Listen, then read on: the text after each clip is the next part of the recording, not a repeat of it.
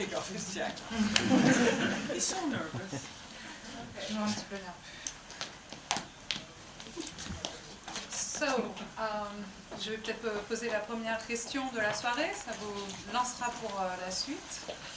Je crois que c'est un documentaire un petit peu hors norme parce que ce n'est pas un making-of. Effets spéciaux.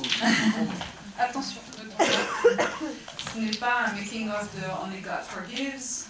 C'est un film qui, au fur et à mesure, devient un film sur le couple, Nicolas et Liv, et qui se termine en posant la question: est-ce que Liv doit divorcer de Nicolas? So, it's a film that started pretty much as a behind the scenes, and then it's a film about you as a couple, and then it ends with, should you divorce Nicolas, basically. Yeah. So can you maybe elaborate a little bit about that? And, not the last one, but the whole progress. Well, Maybe you want to sit down. No, it's fine. yes. Would you be nice? On your left, your center, and here. Okay. Well, yeah, we came to Bangkok, and I didn't really know what to do in Bangkok, so I came up with the idea to do a behind the scenes about Nicolas doing the movie, but I pretty fast realized that it would be too boring for me, so I decided to try to make it into a documentary about us, and then it became about me in a way. Donc nous sommes arrivés à Bangkok et je ne savais pas très bien ce que j'allais faire et j'ai décidé de faire un making-of. Et au fur et à mesure, je me suis rendu compte que faire un simple making-of, ce serait un petit peu ennuyeux. C'est devenu un film sur nous et puis finalement un film sur moi.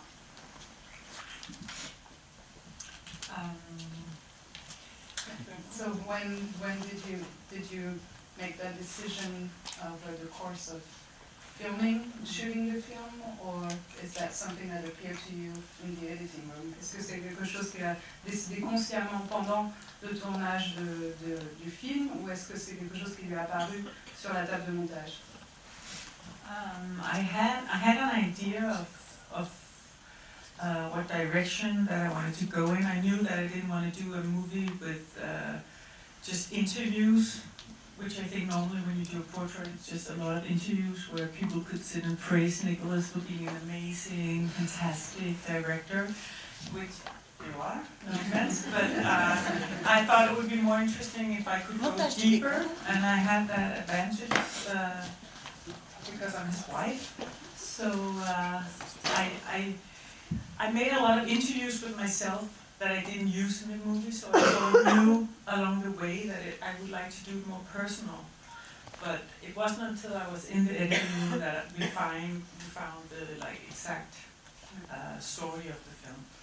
Alors, en fait, très vite, elle s'est dit qu'elle n'allait pas faire un portrait avec des interviews des différentes personnes qui allaient chanter les louanges de Nicolas, même s'il y a beaucoup à dire, mais au fur et à mesure, elle s'est rendue compte qu'elle allait faire quelque chose de plus personnel, aussi parce qu'elle est la femme de Nicolas et qu'elle avait du coup une position un peu privilégiée sur le tournage. Par contre, elle a fait des interviews d'elle-même, que finalement elle n'a pas gardé au montage, mais le fait que ce soit effectivement un film qui parle au fur et à mesure d'elle, c'est quelque chose qui est vraiment apparu en salle de montage. Là, on va faire un petit intermède rapide au théâtre ce soir. On va monter les décors. Comme ça. Ils sont à votre disposition pour 1 heure. Voilà, profitez.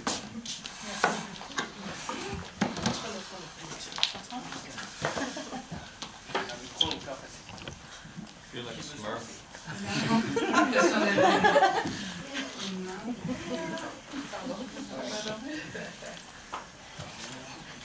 Des questions dans la salle peut-être? Oui. Alors déjà, merci pour le documentaire et pour leur présence. J'aimerais savoir pourquoi avoir sorti le documentaire aussi longtemps après la sortie du film Only God Forgives.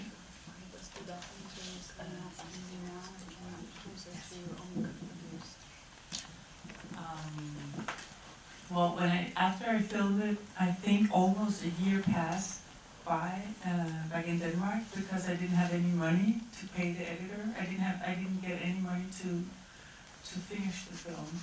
So it was almost a year before I found some money to edit it. And il a fallu à peu près un an après le retour au Danemark pour trouver de l'argent pour financer le montage. And then last year it premiered in the US and traveled with it, and I don't know why. It's not until now it's here. Il est sorti aux États-Unis l'an dernier et après, Ask il Manuel. et après il a été diffusé un peu dans le monde, mais pourquoi seulement maintenant ici? Il faut demander au distributeur.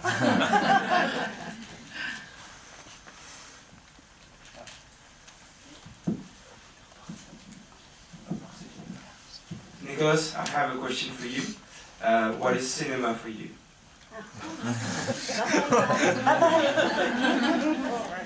Really? I know that you do movies that we want to watch and not the story you put the story background in. You prefer the image. Yes. Je voulais juste traduire la question. Il semblerait que vous faites des films que vous privilégiez le visuel et moins l'histoire. La réponse de Nicolas est oui. Thanks.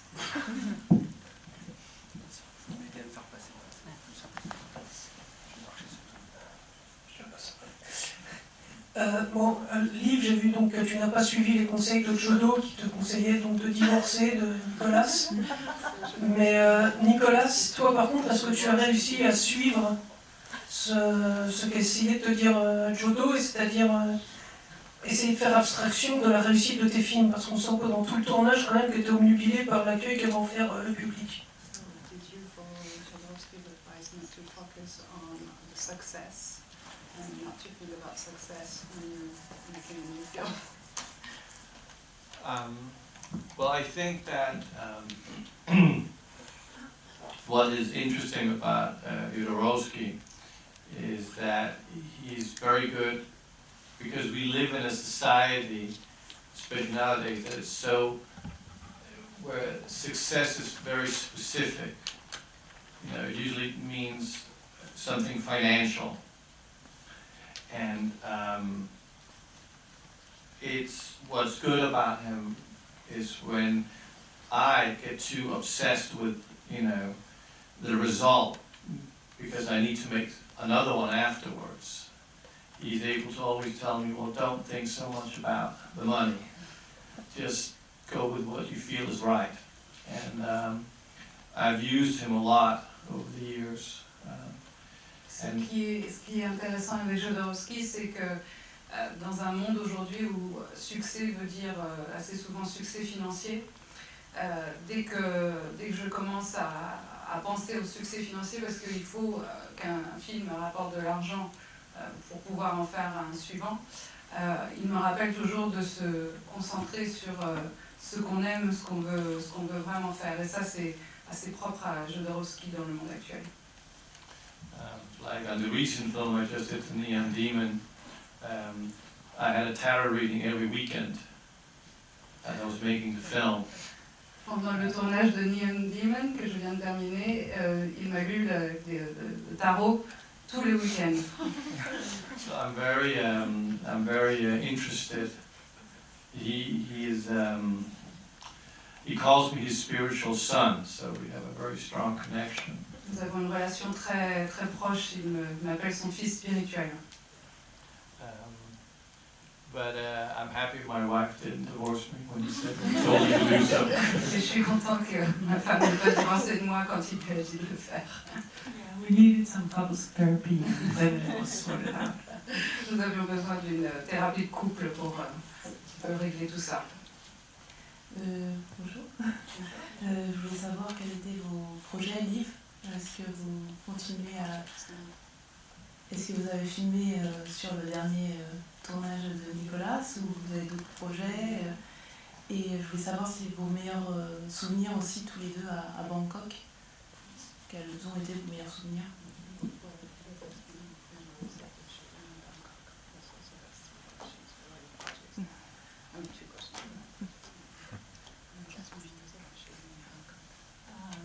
I don't have a project right now. I'm trying to figure out what would be the next film, because I would like to make another one, but just not about Nicolas. Je n'ai pas de projet pour l'instant, je suis en train de réfléchir à ce que je voudrais faire après. Je voudrais vraiment faire un autre film, mais pas sur Nicolas. And memories about Bangkok. Ryan Gosling seeing you naked. Ryan Gosling t'avait lu. I didn't like being in Bangkok, so I don't really... Je n'ai pas tellement aimé mon séjour à Bangkok. Vivre à Bangkok. So, I don't really have any great memories.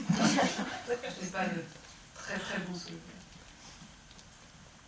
Moi j'ai une question sur le titre. Parce que vous posez tous la question.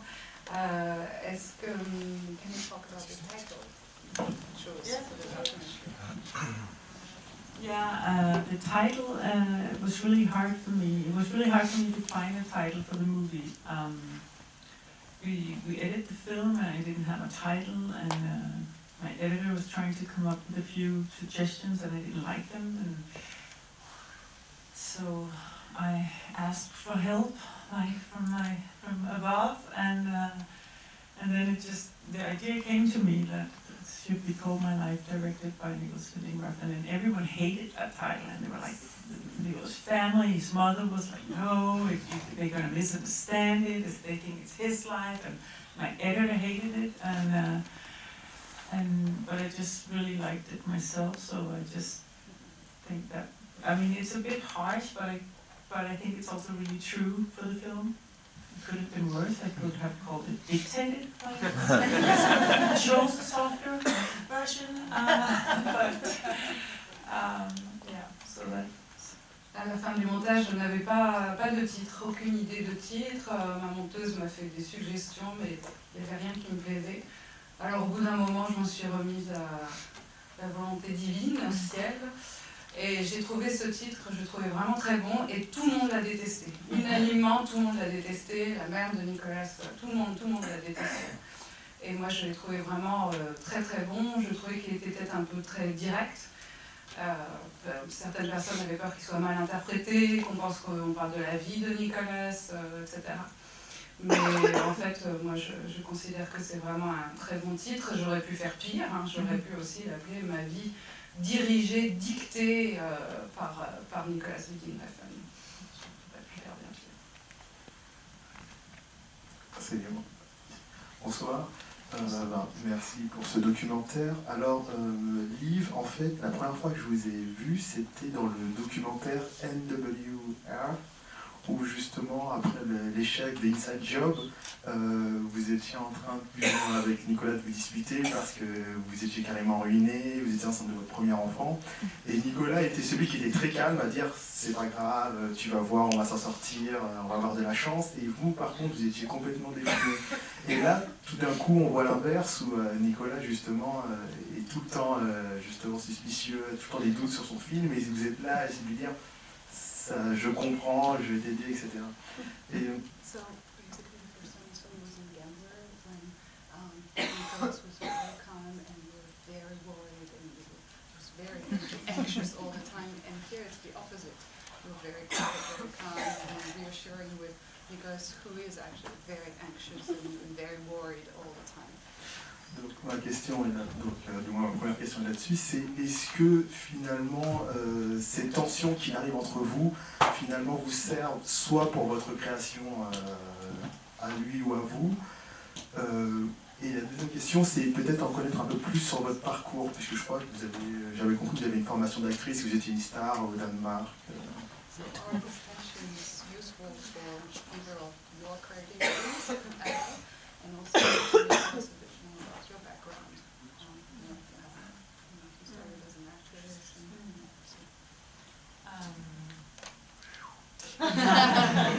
I mean, it's like that every time Nicolas does a movie. He has anxieties and doubts and fears. So it wasn't new to me that it was just like, here we go again. The difference was just that now I was filming it. c'est pareil sur chaque tournage de Nicolas. Il passe par des périodes d'angoisse, des peurs, des doutes. C'est toujours pareil. La seule différence, c'est que cette fois, je l'ai filmé. Mais sinon, c'est toujours la même chanson. And then my background, Yeah. I grew up with parents in the film industry, just like Nicolas. Our parents knew each other. My mother was friends with Nicolas' dad, and she was an editor as well, and used to work with Nicolas' dad.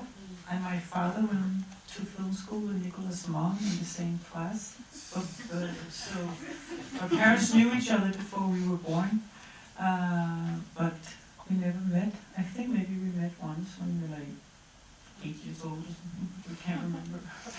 Mes parents sont dans le cinéma, comme les parents de Nicolas. Ma mère était monteuse et a travaillé avec le père de Nicolas. Et nos parents se connaissaient même avant nos naissances respectives. On s'est peut-être croisés une fois quand on avait 8 ans. Mais sinon... And then I was an actress for 10 years. I was in one of Nicolas' movies, the second movie called Leader with Mads Mikkelsen. And then we had children, and I stopped being an actress. And I took like a therapist education with channeling and healing. So I'm a little bit like Jodorowsky. I like to do films, but I also do spiritual advice. And A lot sexier.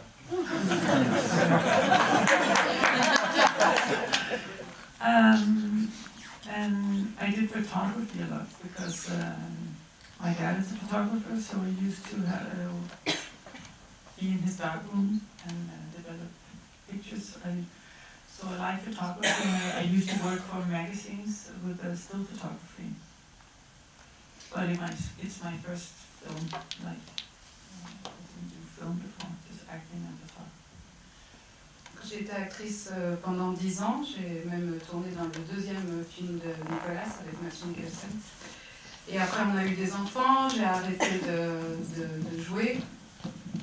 Et puis, j'ai fait une formation en psycho, etc. Je suis très intéressée par tout ce qui est le monde un peu occulte, alors comme Jodorowsky, mais plus sexy que Jodorowsky, comme dit Nicolas. Et par ailleurs, j'ai fait beaucoup de photographie. Mon père est photographe. J'ai passé beaucoup de temps dans la chambre noire, donc la photographie est quelque chose d'important. J'ai aussi travaillé du coup pour des magazines. Et puis, bien, c'est mon premier film en tant que réalisatrice. So when Jodorowsky is not available, he has to depend on my choices. Hello. I have 2 questions, one to Liv and one to Nicolas. So first, Liv, what do you feel Nicolas wants from you? Because at the beginning of the movie, Jodorowsky asks you, what do you want from him? So actually my question is, what do you feel he wants from you? And my second question would be to Nicolas, which just came up entirely with me. But it's kind of the same question. What do you want from Liv with this movie? Is this something that you wanted for her to direct this movie? Au début du film, lors de la lecture des tarots avec Jodorowsky, Jodorowsky demande à Liv qu'est-ce que tu veux de lui. Donc la question est de savoir ce qu'elle veut de Nicolas, n'est-ce pas? Ce qu'elle pense que lui veut d'elle. Ah, ce que Nicolas, ce que vous, you think Nicolas wants from me. Donc ce que Liv pense que Nicolas attend d'elle. Et même question pour Nicolas, dans l'autre sens. Ah. What do I think he wants from me? Mm-hmm. I don't know. It's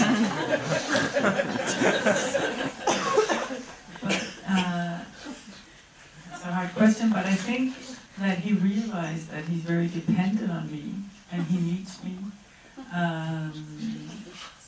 So I think our relationship is like, since Bangkok, there's been a lot of changes because of that couples therapy after Bangkok, I guess. But it's a lot more like a teamwork now. We have to decide where we go next and where do we want to live and where do we do the next film. And because previous I stayed back in Denmark when he did movies and it was just hard on us for our relationship, so now we're coming with him every time he's filming. But also previous we didn't have a choice because we didn't have any money, so he had to leave 6 months for England or Scotland or wherever he was going. But now we have a choice, so it's a collaboration in a way, and I think you're much more aware of that otherwise it wouldn't work anymore, because it's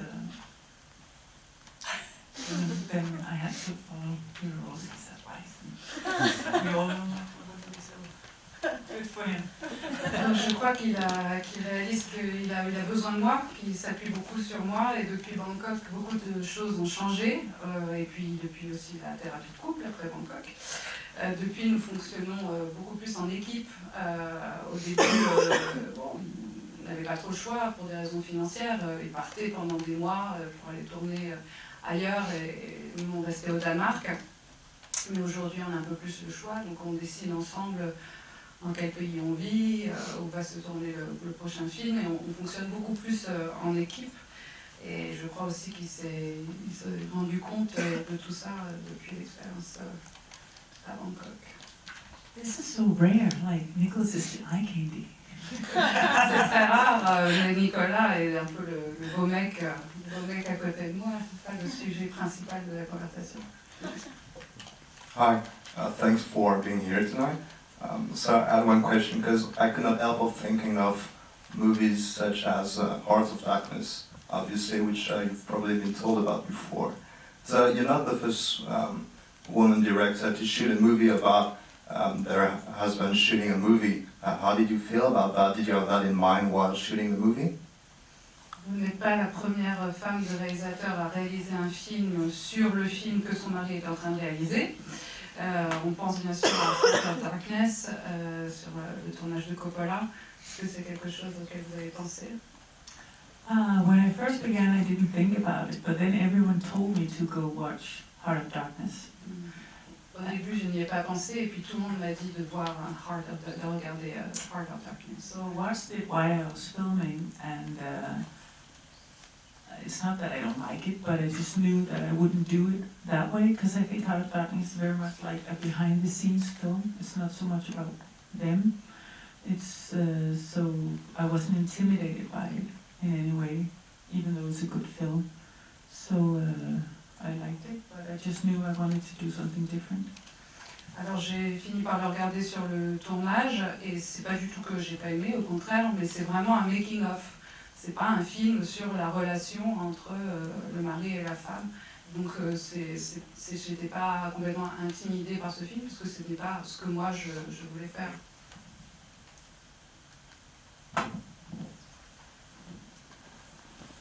Passionnant documentaire. Je voudrais savoir comment vous avez ressenti le fait de filmer Nicolas, parce que finalement, quand on voit le film, plus il doute, plus il est angoissé, finalement plus il est mal, et plus ça sert votre documentaire, et plus ça le rend très intéressant.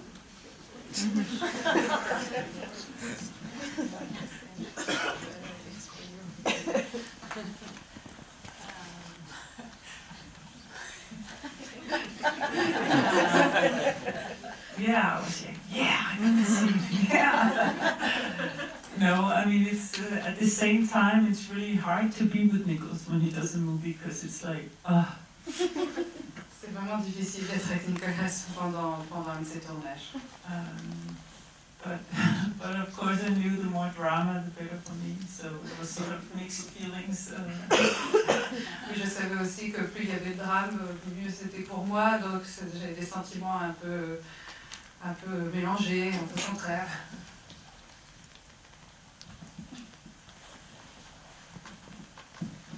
Bonsoir, merci à vous. Ma question portera plus sur l'écriture du film. Donc, au début du générique, on peut voir écrit et réalisé par Liv Corfixen. Et moi, j'aimerais savoir la part d'écriture du film, puisque vous avez dit que le film avançait en termes de montage, donc avec une autre sorte d'écriture.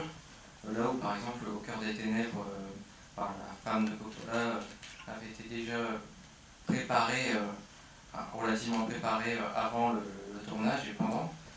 Et une autre question pour Nicolas, est-ce que vous êtes toujours aussi angoissé par le succès, pour le succès de votre prochain film?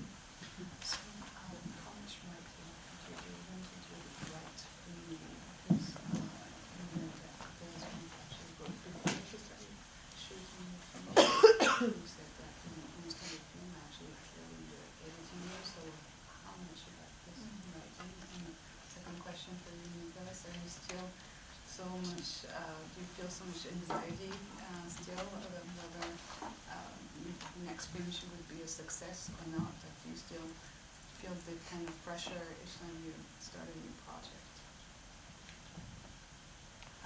I didn't write anything down. I just started filming, and that's why I had so much material when I started to go through it. It took me 3 months just to look through all the material together with the editor. So I had ideas about what I would like, but I didn't have the total story. So we did that in the editing room. There was no writing. Je n'avais rien écrit avant de commencer à tourner. C'est pour ça que je me suis retrouvée avec autant d'heures de rush. Il a fallu 3 mois pour dérocher avant de commencer le montage, mais rien n'avait été écrit avant de rentrer vraiment en montage. What was the question? Each time you start a new project, does the pressure of success comes to feed your anxiety, or is it better now? No, it's always the same thing, but you see, creativity feeds on fear, because fear is a great adrenaline to creativity. So whether it's fear of not being able to eat, or to pay your rent, or when I started making films, it was always for money, because or else we couldn't live. When that changed, the fear became different, but it's equally as important, because else, it's like, in order to pressure yourself, you need to have the constant feel of losing. And that's the kick. Because at the end, when you've done something, if you've done it to where you want to do 100%, then it will succeed no matter what. The challenges in nowadays is that we define entertainment in either good or bad. We value success based on a number, because it's a very easy definition. But it's the exact opposite of creativity, and you certainly can't define it as good or bad, because that's irrelevant. But fear is a wonderful mechanism. It's just very difficult to live with sometimes. Donc c'est toujours pareil en fait, mais la créativité se nourrit de la peur, et c'est un moteur naturel. Au début, à mes débuts, c'était la peur de ne pas pouvoir manger, payer le loyer. Donc au début, j'étais vraiment, il fallait, l'argent était vraiment un moteur aussi de peur et de créativité. Mais il faut toujours se mettre dans la position d'avoir la peur de perdre quelque chose, d'avoir ce sentiment de perte possible. Mais quand on a réalisé ce qu'on voulait vraiment faire à 100%, de toute façon, on a gagné, quoi qu'il arrive. Mais aujourd'hui, le succès se mesure avec des chiffres et avec est-ce que c'est bien, est-ce que c'est pas bien. Mais c'est l'opposé de la créativité. Donc, pour répondre à votre question, oui, l'angoisse est toujours là, mais la peur est très motrice.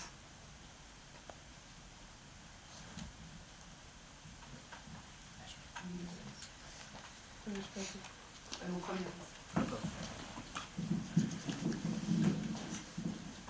First of all, thanks for the documentary. And I was wondering, did you face any censorship on the picture that you showed us? Or did Nicolas have his word to say on the things that you showed? Est-ce que certaines personnes ont mis leur veto ou est-ce que Nicolas a dit quoi que ce soit quand il a vu le film? I had nothing to say. Il n'y a pas eu mon mot à dire. No, I mean, he didn't interfere in the editing or anything. We showed it to him when it was like finished. He came to like approve the final and if there was anything. No, it was like, this is the movie, deal with it. But of course I need to have approval from Ryan Gosling and Kristin Thomas, but they were really kind to let me use what I chose.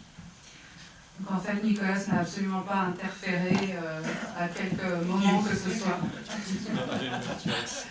Et on lui a montré quand le film était entièrement terminé. Bien sûr, il fallait l'accord de Kristin Thomas et de Ryan Gosling, mais ils ont été très gentils et m'ont laissé faire. Est-ce qu'il y a d'autres questions?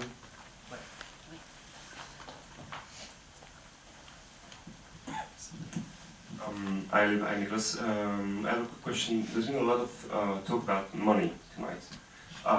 From what Nicolas said about having to work for money at the beginning and making movies to get money, to what you said about getting an editor for the documentary or the scene in the film where we see Nicolas and Ryan Gosling going out in Thailand for a premiere to get more money for the movie. Considering the names that you are, both of you, is it still today tough to get the funding to bring your creativity to life, both of you?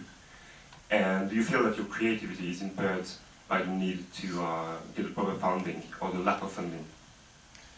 I mean, you always need money, and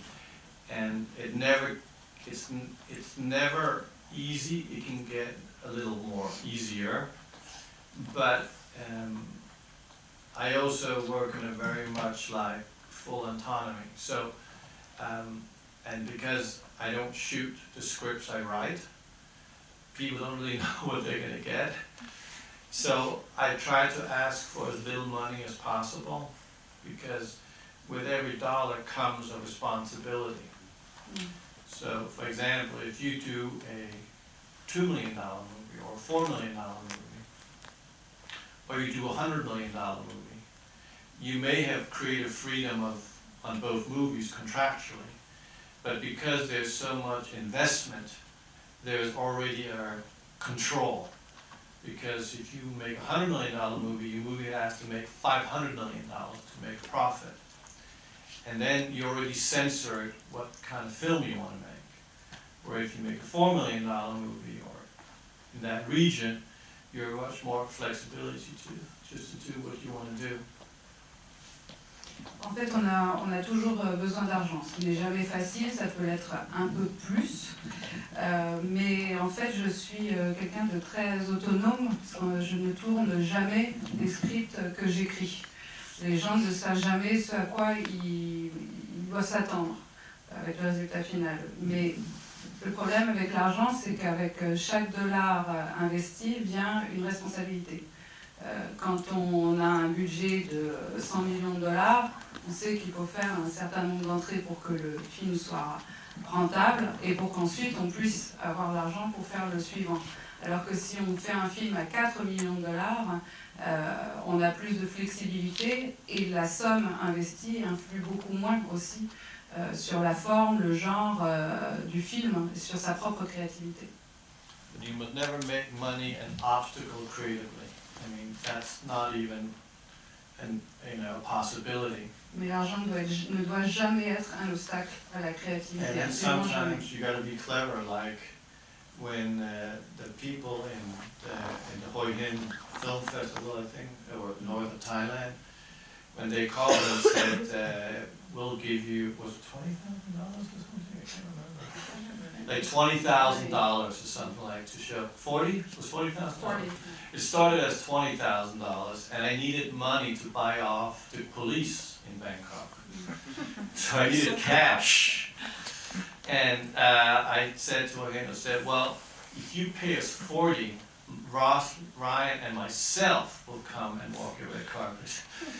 And so I sold him, and we went to the north of Thailand, and we walked the red carpet, and then a Thai woman came in and gave us $40,000 in cash. And I never had so much money in my life, so I had to count it, just to feel what it'd be like counting so much money. But you always try to find ways, you know, that you can use, because, you know, you're always chasing for money. Film is an expensive canvas, no matter what, you know. Parfois il faut être un petit peu rusé avec l'argent.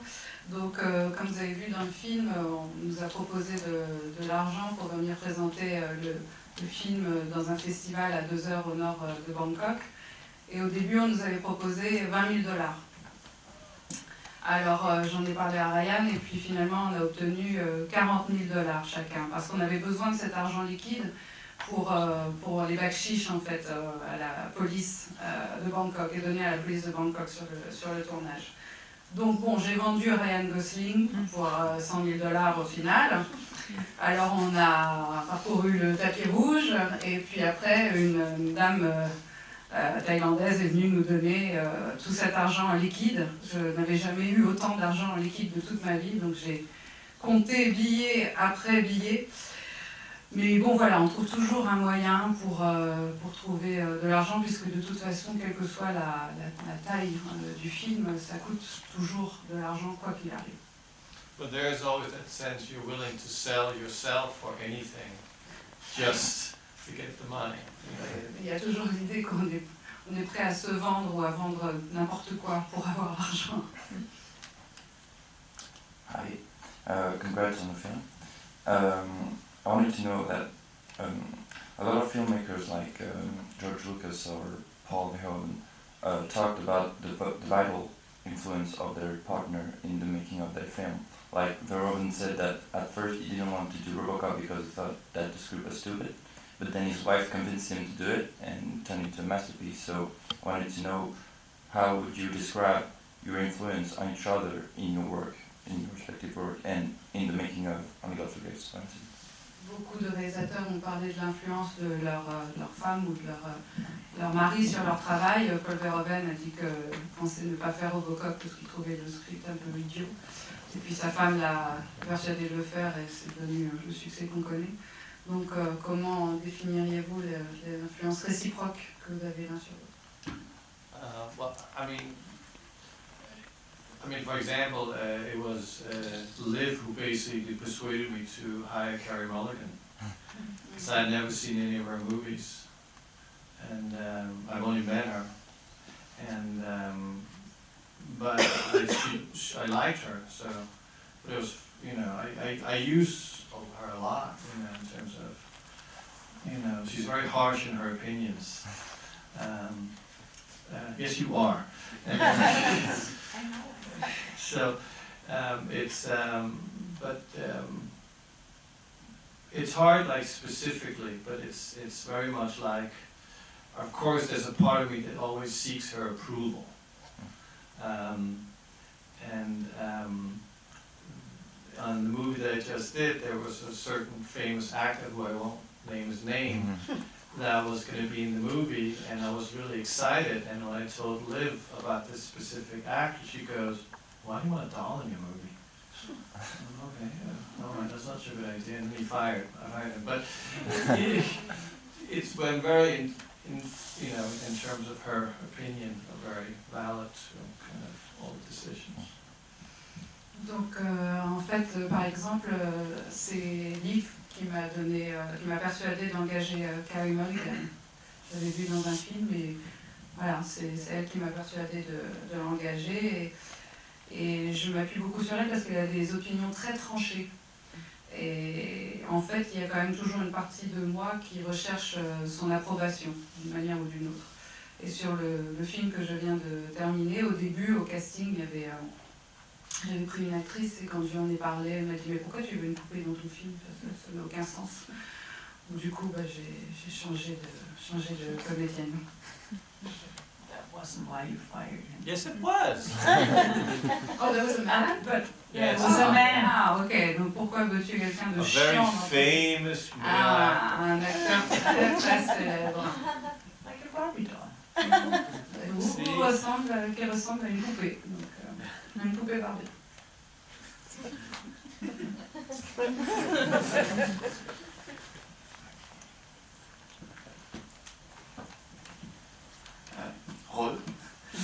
Je voudrais savoir, vous filmez pendant plusieurs mois Nicolas, qui un coup est déprimé, un coup est très enjoué, très motivé, enfin, avec des émotions qui changent. Est-ce que ces états, il est arrivé qu'ils vous contaminent et que vous aussi vous doutiez du coup de la bonne idée de ce que vous faisiez, ou des fois au contraire ça vous justifiait ce que vous faisiez?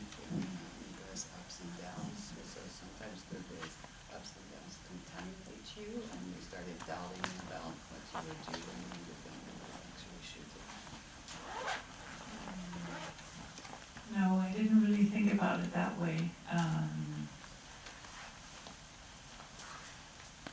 I mean, I'm not very ambitious, so I'm very different from Nicolas. So when I approached the whole concept of making a movie, I was just like, let's see where this goes.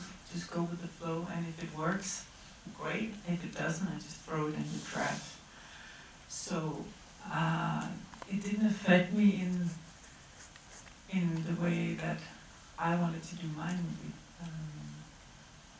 So yeah, no, En fait, moi, affects the family. Je n'ai pas pensé en ces termes du tout. Moi, je ne suis pas quelqu'un de très ambitieux. Donc, je me suis laissée porter en faisant ce film, et puis en me disant si ça marche, c'est bien, si ça ne marche pas, si c'est pas réussi, ben poubelle, c'est pas grave.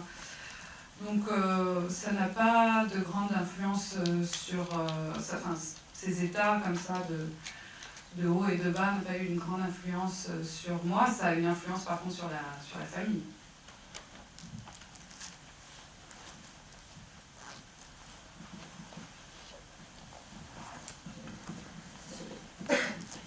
Nicolas, pendant la post-production, on voit que tu dis que tu n'es pas content de ce que tu as fait à Bangkok. Je voulais savoir si avec le recul, tu continues à penser que Only God Forgives, tu n'as pas fait le film que tu voulais, ou alors est-ce que c'est encore une étape par laquelle tu passes tout le temps, et tous tes films, tu considères à chaque fois que tu n'es pas allé jusqu'au bout, enfin qu'ils auraient tous pu être mieux que ce que tu as fait au final, quoi.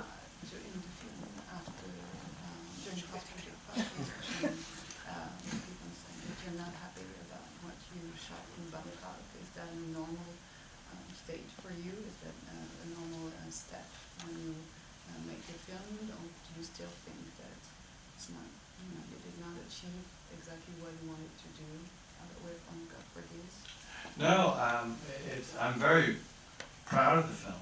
I think it's a masterpiece. but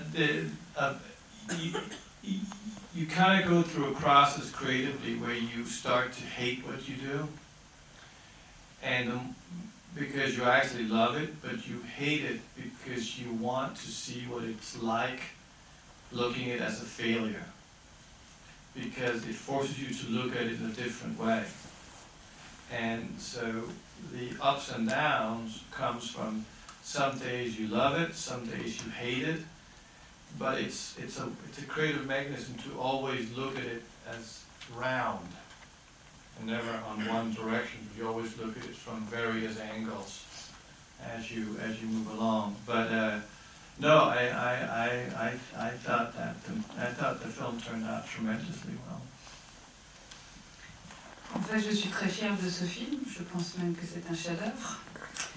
Mais en fait, pendant la réalisation d'un film complète, on passe par différentes étapes, et notamment une où on déteste le film. Et c'est important de le regarder aussi depuis ce point de vue-là, pour pouvoir ne pas regarder le film seulement dans une seule direction. Regarder le film en tournant autour et en regardant sous différents aspects pour qu'il soit au final réussi et qu'on l'ait bien appréhendé sous toutes ses formes.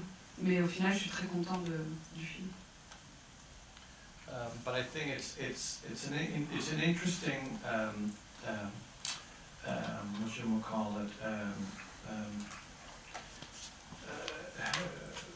You know, it's interesting variation when you do something creatively is to suddenly spend a lot of time hating it and then trying to fall in love with it again, because that creates a constant evolution creatively as it moves along, whatever it works towards. And I shoot my films in chronological order, so there's a constant movement, because I don't really know how it's going to turn out.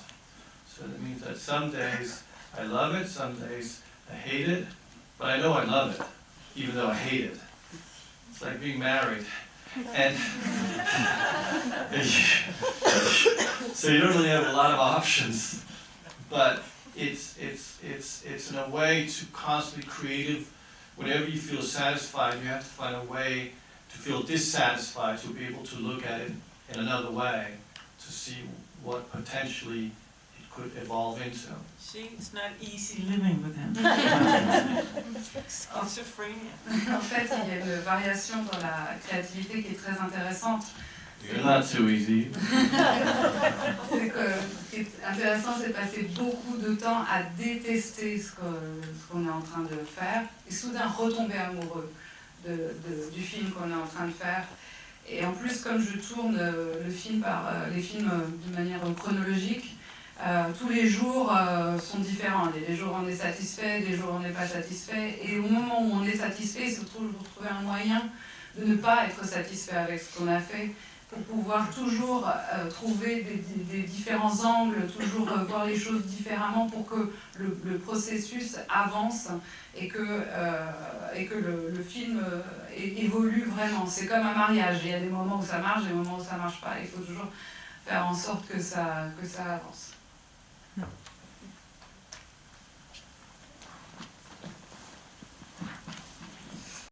Film, film ou film des espaces, est-ce que vous y avez pensé avant? Est-ce que c'était une idée qui est apparue pendant le tournage? Ou alors est-ce que c'est une improvisation, Nicolas voulait s'amuser et prenait la caméra?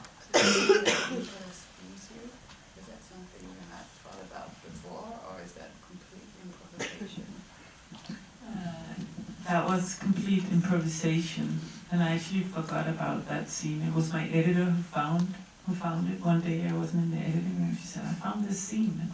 We need to use this scene." I was like, "Oh no, not me." En fait, c'était une improvisation totale et j'avais complètement oublié l'existence de cette scène. Et c'est ma monteuse qui m'a appelé un jour en me disant j'ai trouvé cette scène, il faut absolument qu'on l'inclue dans le montage. J'étais un peu moins chaude, mais effectivement oui. It was probably me reacting because I was so annoyed with her. Because every fucking morning I would wake up, she would be with her camera like this close to me. Hi, how are you? Hi, how are you?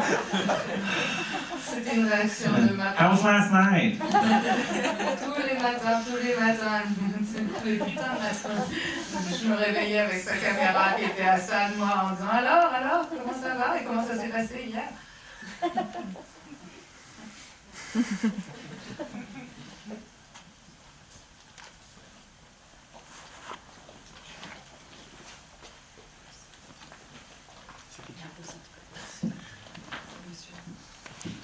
Bonsoir, j'avais donc deux questions. Donc je voulais savoir si vous, Liv, sur la façon dont vous avez filmé, est-ce que Nicolas vous a donné beaucoup de conseils, comme on peut le voir sur la scène du début?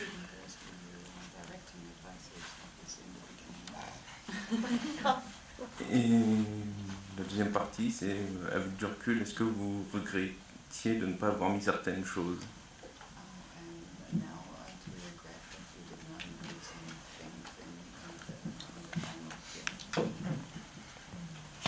Well, I can start with the first one. Yes. Because the first day that she had the camera, and I was like, go over there, shoot over that. She goes, shut the fuck up. Le premier jour, quand elle a pris la caméra, je lui ai dit installe-toi là, je tourne depuis ici, etc. Elle m'a dit tu la fermes.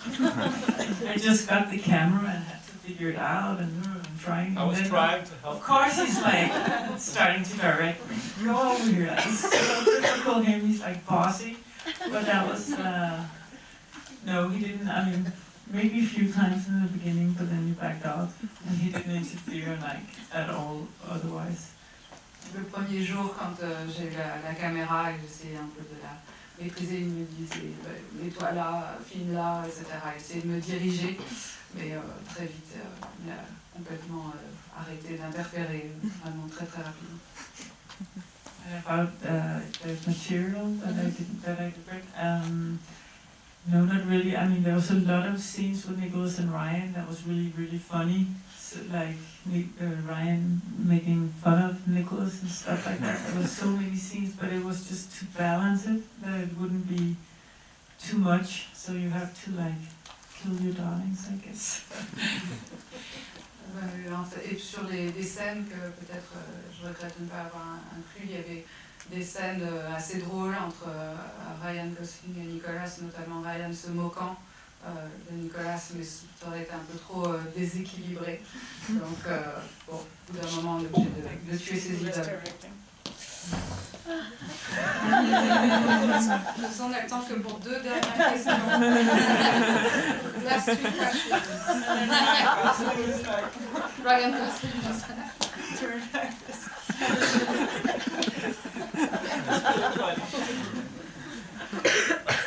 Maybe the DVD, we can put extra material. Peut-être dans le DVD, il y aura les scènes. Ryan Gosling du temps. Nicolas. Juste, moi j'ai une petite question, mais je pense que je passerai le micro quand même. Je suis pas sûre de S'il y a quelqu'un d'autre qui veut poser une question. Allez-y, allez-y. Okay.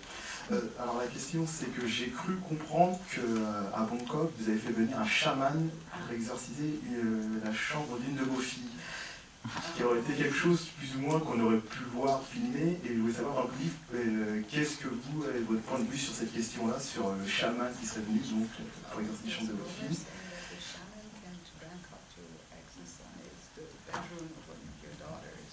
Yeah, it's true. C'est vrai qu'un chaman. We have a daughter that has that can see. Superpowers.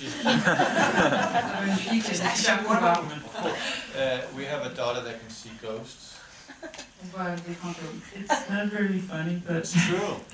But she was screaming in that particular room every night, 3-4 times every night, pointing to the wall, screaming, no, no. So we try to, because that's totally normal in Thailand when you say, I think there's someone, okay, sure, here's a shaman, you know, they don't even like, are you crazy or something? It's just normal. So the shaman came, but it didn't really work. So after, I think, 3 months or 2 months, I can't remember, we moved to another apartment and she slept the first night. And there was no more ever. So it was only in that room. En fait, toutes les nuits, elle hurlait, elle criait en pointant le mur, en disant non, non, non, non, non. Alors, en Thaïlande, c'est tout à fait normal de dire, voilà, on voit des fantômes. Et donc, on nous a envoyé un chaman. Et le chaman est venu et bon, ça n'a pas très bien fonctionné. Donc, après 3 mois à ce régime-là, on a déménagé, elle a changé de chambre. Et elle a très bien dormi dès la première nuit. Très bien. Et ma deuxième question, c'était sur la musique. Donc j'ai cru comprendre, Liv, que vous aimiez beaucoup la musique, ça faisait partie de votre vie. Et au final, l'utilisation de la musique faite par Liv Martinez ressemble beaucoup à la façon où la musique ressort dans les films de Nicolas Winding Refn, notamment Drive, je trouve. Est-ce que vous avez ressenti ça aussi, que finalement, la musique, vous l'avez un peu utilisée de la même façon que votre mari dans votre documentaire? Parce que moi, j'ai l'impression que ça me donne.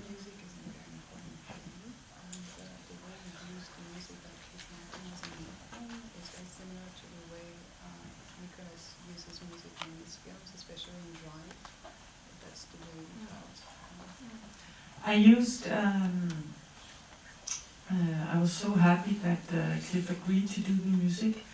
I felt I was really lucky that he wanted to do that. But so I used, when I was editing, a lot of temp music, of Cliff's music from Spring Breakers and from Drive. told him I want music similar to this. So it was really hard for him because he felt, I can't repeat myself, but she wants, you know, same thing but different.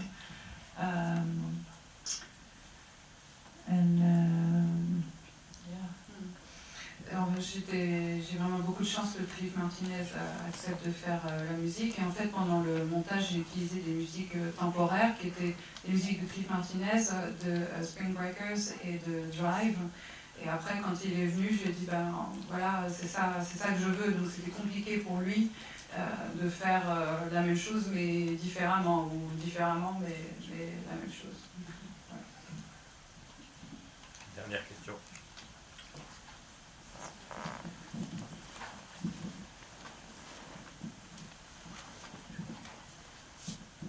Hi again, so my question is for Nicolas. In the movie we hear that you wanted this film not to be commercial. So I was wondering, did you first think of the movie as a provocation, like I did Drive and now I'm going to do something very different?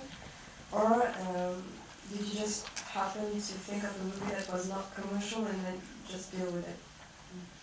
Dans le film, vous dites que vous ne voulez pas que Sortie soit un film commercial. Est-ce que du coup le film est une réaction un peu provocatrice à cette idée, ou bien est-ce que vous avez eu l'idée du film avant même tout le succès et toute l'idée commerciale qui va avec? Well, don't get me wrong, I mean, you want everything to be commercial, but originally my plan was to do only God Forgives before Drive. And then Drive happened, and then I did that instead first, knowing that I would go into Only God Forgives after. But I didn't anticipate the success of Drive. So when that came, it was very much like, okay, how do I, you know, because I could very quickly repeat that pattern now. But I knew that I wanted to make this film called Neon Demon, but in order for me to do that, I needed to destroy everything I had built up with Drive, in a sense of what was going to be expected. And I also was very interested in doing, you know, an installation movie, in a way, more than, so it would feel very different to Drive. It's a bit like when Lou Reed did Transformer. The next he did was Metal Machine, which is just an album of guitar distortions. But it's sometimes important when something works extremely well that you very quickly destroy it, because otherwise you start to chase it. And I wanted to do, because I'd done 3 movies, Bronson, Polarizing, and Drive, that had a lot about male masculinity. But I felt I couldn't go any further with it, so I wanted to do a movie where I emasculated it to the extent of what the film had to become, you know. So, and luckily Ryan agreed to play the role, but it was going to be the exact opposite of the driver, which is very much a strong hero. Here he was impotent and he was weak under his mother's control, which is the exact opposite of what we did in the film before. But I can see why it had to go that way, because it was leading into this film that I wanted to do called Neon Demon. But also that I thought it would be interesting doing an installation film, which what the basics for Only God Forgives. And then the clever thing to do was, of course, to do it at a very minimal budget. So the film became commercially successful because there was very little, it wasn't a very expensive movie. So you can do these things, you just have to be clever in terms of how the money flows. Because as long as people make money, they will always support you for your next film. Donc en fait, il ne faut pas être hypocrite, on veut toujours qu'un film marche au niveau commercial.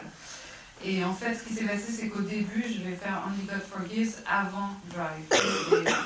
des choses ont fait que Drive a été réalisé avant, qu'il a connu le succès que l'on sait, et que j'aurais très bien pu répéter un succès similaire, c'est-à-dire en continuant à faire un peu la même chose, mais j'avais en tête de faire le film que je viens de terminer, qui est Neon Demon.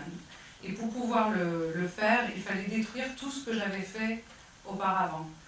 Et il fallait absolument que je fasse autre chose, parce que le grand risque quand on a un succès aussi important qu'avec Drive, c'est qu'après on court après ce succès en répétant un petit peu les mêmes recettes. Je venais de faire 3 films très forts sur la masculinité, et l'idée était un peu de démasculer en fait le personnage masculin, et Ryan Gosling a accepté de jouer un personnage qui est à l'opposé total de son personnage dans Drive. C'est un personnage qui est impuissant, faible, sous la coupe de sa mère. Et vraiment tout ça, l'idée était de faire un film qui serait comme une installation en fait, que vous pouvez voir dans les musées. C'était vraiment l'idée de repartir sur des bases complètement différentes. C'est pour ça aussi que c'est un film qui a été fait avec un tout petit budget. Parce que c'est un film qui commercialement a très très bien marché. C'est un film qui a apporté beaucoup de profit, puisqu'il ne faut jamais oublier que pour pouvoir faire un film après l'autre, il faut que les films rapportent de l'argent. Ça, c'est vraiment quelque chose d'important. Voilà l'histoire de Only God Forgives. Yes. Bah voilà, on va s'arrêter là, sauf si vous avez une question pour Liv, une toute dernière, sinon on conclut. Ah. Il n'y a plus de micro, mais vous pouvez y aller à voix haute. J'avais l'impression en fait que le film était un peu un début de la thérapie de couple. Est-ce que c'était le cas?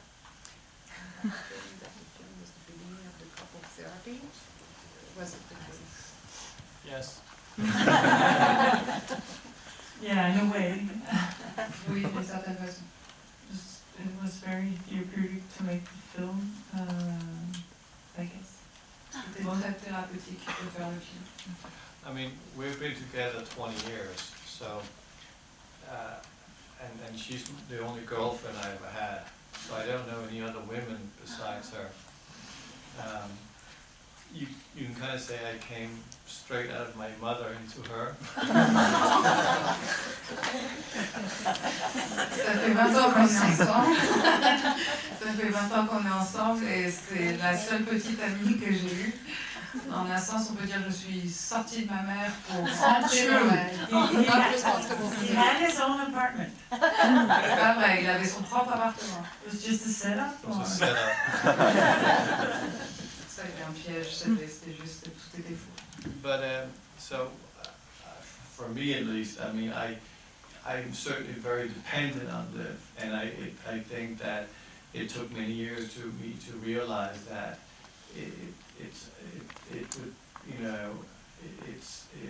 I would not be able to function without her in many ways. So, and I think that after the movie, we spent a long time in therapy discussing how we would survive the next, 40 years. Right? Yeah. Oh, okay, just making sure. So I guess the film was very therapeutic for both of us because in a way our lives collided in the film because it couldn't just be about my life. It had equally to be much about her life, I guess. Right? En fait, je dépends beaucoup de Liv et j'ai mis des années à m'en rendre compte. Et je crois que je ne pourrais pas fonctionner sans elle. Et en thérapie, on a discuté la manière de survivre aux 30 prochaines années. Et le film, en ce sens, a été très thérapeutique parce que soudain, nos vies sont rentrées en collision, se sont vraiment mélangées. Et je me suis rendu compte que c'était pas seulement ma vie, mais aussi sa vie. Will you tell your kids later about this story? Which part? Which All of it. The making of the movie, how it helped you, your couple? I don't think it's necessary. Like as an example of some sort, I don't know.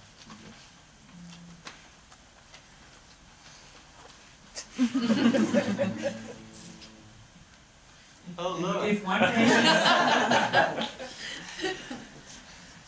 I mean, Lola she's seen the movie, the oldest, but she doesn't really care about that part of it. Lola, la plus âgée des deux, a vu le film, mais cet aspect-là des choses ne l'intéresse pas vraiment. Et ben voilà, on va s'arrêter là.